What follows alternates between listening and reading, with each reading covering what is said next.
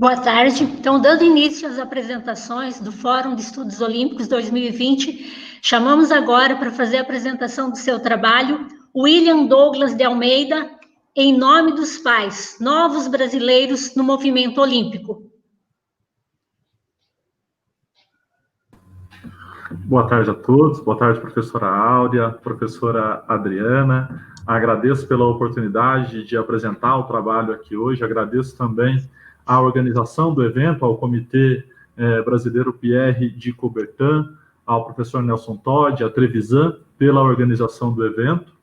Bom, eu sou William Douglas, como disse a professora Áurea, doutor pela Escola de Educação Física e Esporte da Universidade de São Paulo, e o que eu vou apresentar para vocês hoje é, inclusive, um trecho daquilo que foi discutido dentro do meu doutorado, sob orientação da professora Kátia Rubio, na Escola de Educação Física e Esporte da Universidade de São Paulo. Eu vou compartilhar agora a tela com vocês. Vocês já devem estar vendo a tela, e esse é o trabalho Em Nome dos Pais, Novos Brasileiros no Movimento Olímpico. Bom, então, por que eu trabalho com esse título e quem são esses novos brasileiros no movimento olímpico?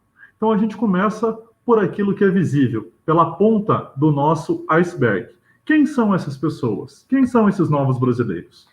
Nos Jogos Olímpicos do Rio de Janeiro, em 2016, nós tivemos 24 atletas que nasceram em outros países, mas que representaram o Brasil. 4 desses atletas não tinham relação anterior com o Brasil. Eles se naturalizaram, mudaram para o Brasil por algum período e representaram o país. 4 deles eram casados com brasileiras, todos homens, nesse caso até uma curiosidade. Uma destas atletas era neta de brasileira e 15 destes atletas, filhos de brasileiros. Por isso, então, Em Nome dos Pais, são atletas que representaram aí, trouxeram um pouquinho também da sua ascendência, por isso puderam representar o Brasil.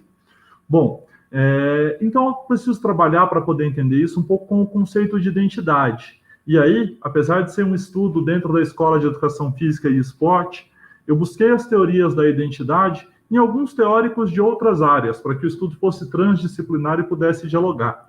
Como, por exemplo, um filósofo, o Zygmunt Bauman, que fala sobre essa modernidade líquida, sobre essa formação de identidade em tempos de liquidez, onde as pessoas podem fluir cada vez mais, elas têm uma mobilidade muito grande de fluidez, e essa nossa identidade, ela é construída no contato com outras pessoas, nessa circulação com outras pessoas, e ela pode se moldar em diferentes caráteres e diferentes oportunidades.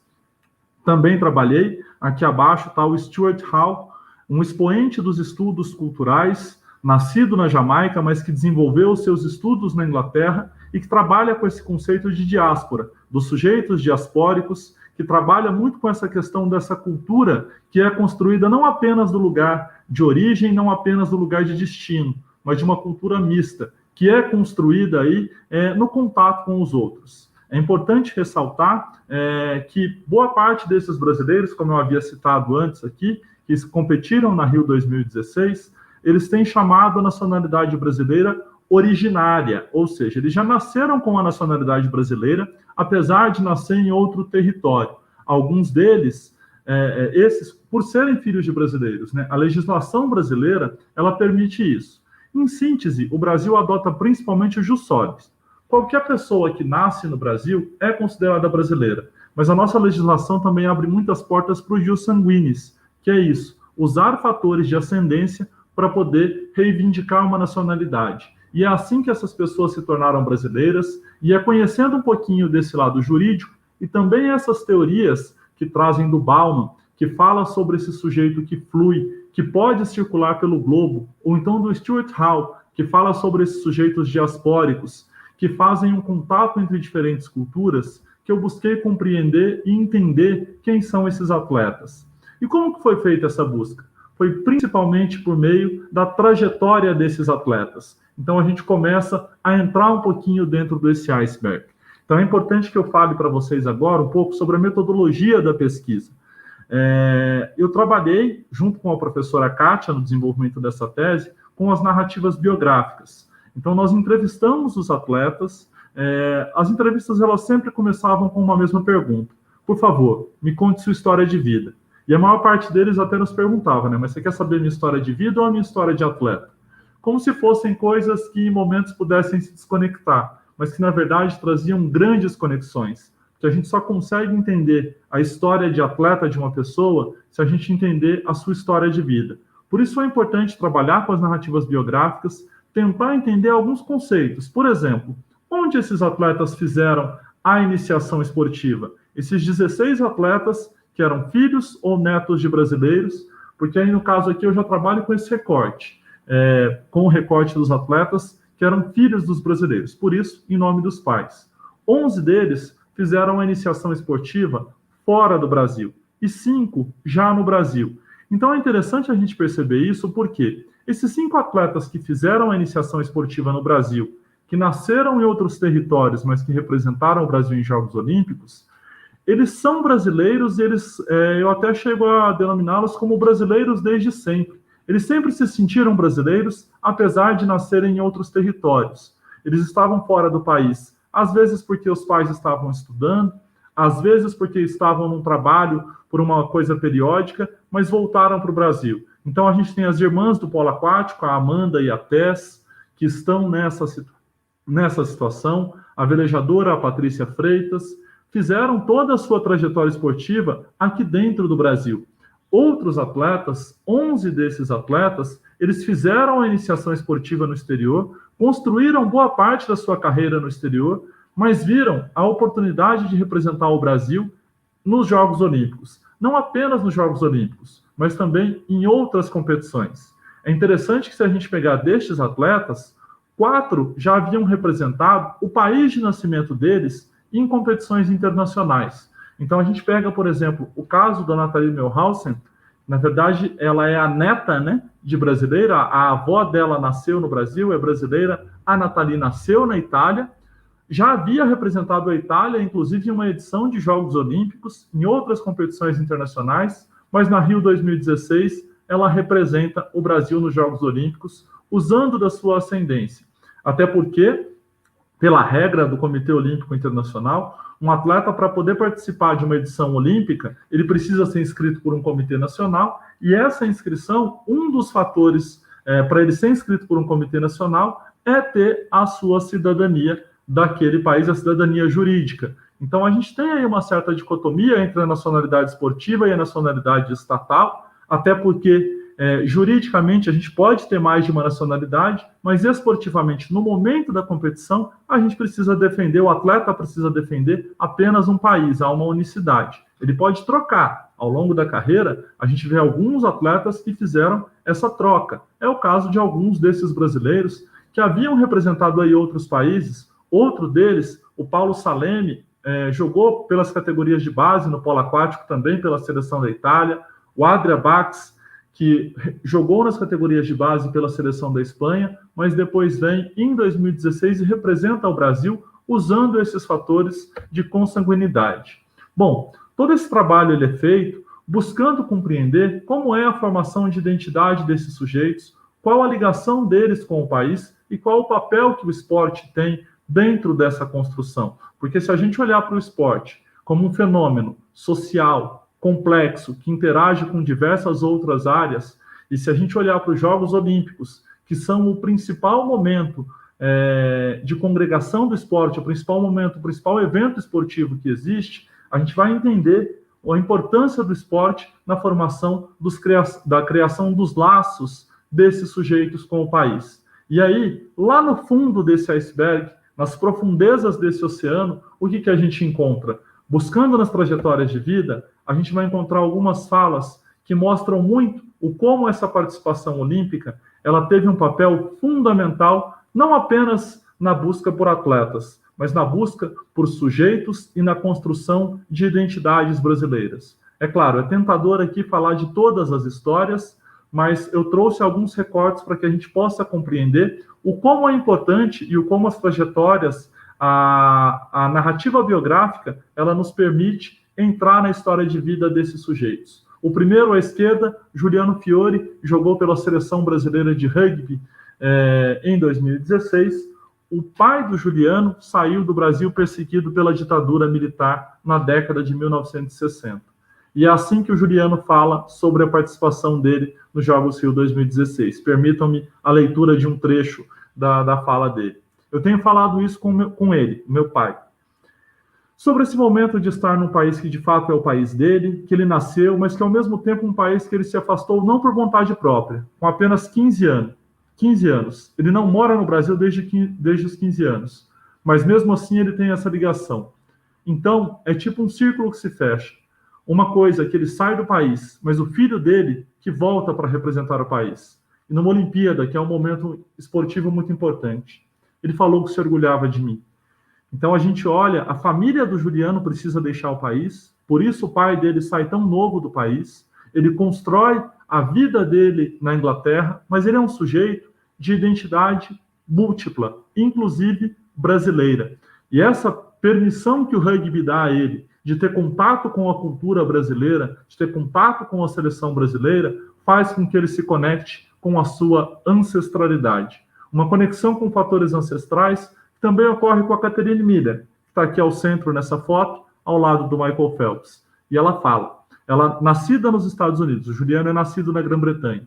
Catherine, nascida nos Estados Unidos, fala, eu tenho essa conexão familiar com o Brasil, pelo meu pai, pelas histórias da minha avó, da comida que comemos. A comida brasileira sempre em ocasiões especiais, mas é tudo diferente.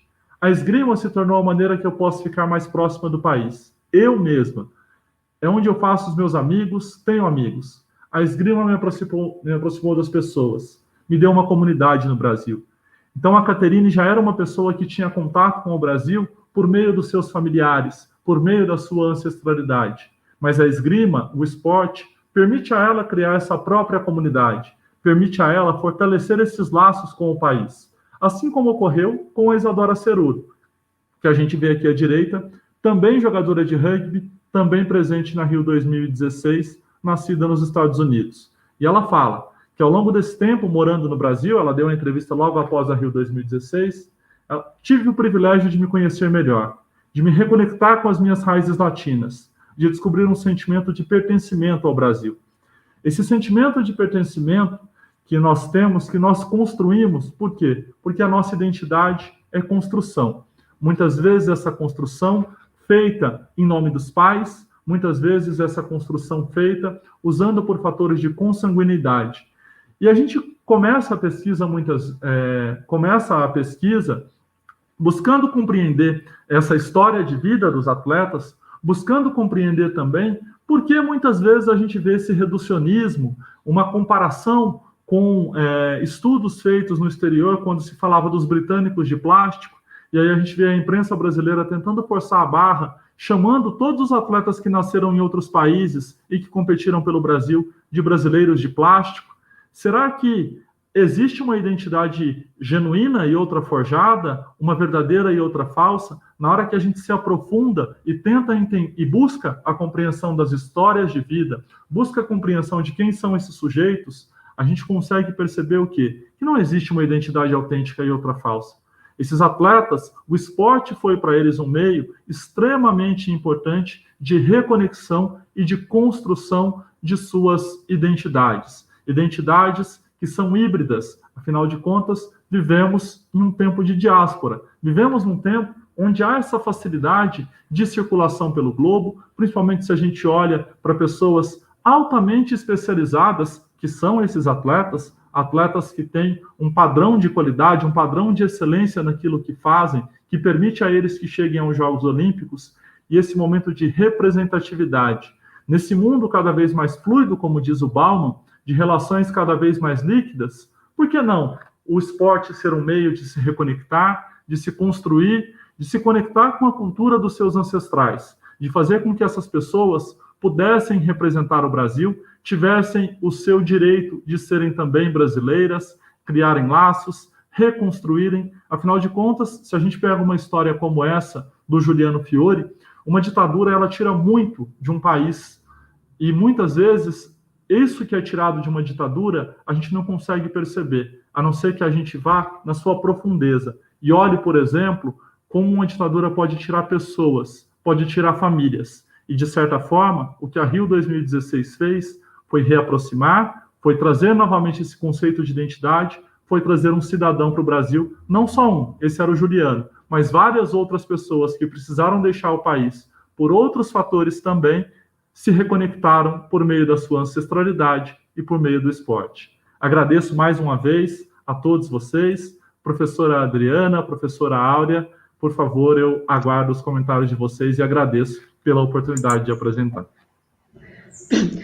William, muito obrigado pela sua apresentação, parabéns pela sua temática, é sempre interessante trazer esse olhar aí, assim, de alguém que teve essa oportunidade, assim, de fazer essa pesquisa diretamente com esses atletas aí, como você disse, né, nasceram em outro país, aparentemente, assim, aparentemente não, é uma cultura diferente, mas como você foi, no decorrer da sua apresentação, trazendo, né, essa criação de laços. E eu teria, digamos, uma pergunta aí para você, né? Que essa mobilidade e fluidez que a gente vive hoje, né, nos dias de hoje, e aí, com o seu trabalho, de certa forma, a gente poderia dizer que há uma busca de identidade, ou mesmo de nacionalidade aí, que nesse caso ela ocorreu através dessa representação olímpica e também desses vínculos com seus ancestrais. Sim, a gente encontra o esporte como esse fenômeno que permite isso, que permite essa reconexão com a ancestralidade, até o conhecimento um pouco melhor sobre o país dos ancestrais. Essas pessoas tinham conhecimento, elas tinham algum contato com a cultura brasileira, mas as aproxima. A fala que eu trouxe da Caterine, por exemplo, da Caterine Miller, mostra muito isso, que ela tinha um contato com o Brasil por meio da família dela, mas era o que a família dela falava para ela sobre o Brasil. O que a esgrima permite a ela é criar um contato próprio, um contato dela com o Brasil, para que ela construísse essa brasilidade ou essa identidade, para que ela também se entenda como essa cidadã, não apenas como uma atleta, mas como uma cidadã de nacionalidades múltiplas, de múltiplos contatos, dentro da metáfora da liquidez, uma pessoa que pode fluir por mais de um local. E a gente percebe essa fluidez, essa facilidade de circulação pelo globo, que hoje, velocidade das comunicações, a velocidade dos transportes também facilitou muito, né? Hoje em dia é muito fácil se deslocar para algumas pessoas entre o país e outro. A gente tem questões sociais e culturais ainda que impedem isso. Para algumas pessoas, a questão dos vistos, a questão de mudar de país não é tão simples assim, mas para outros isso é possível e o esporte acaba sendo um fenômeno que permite essa reconexão.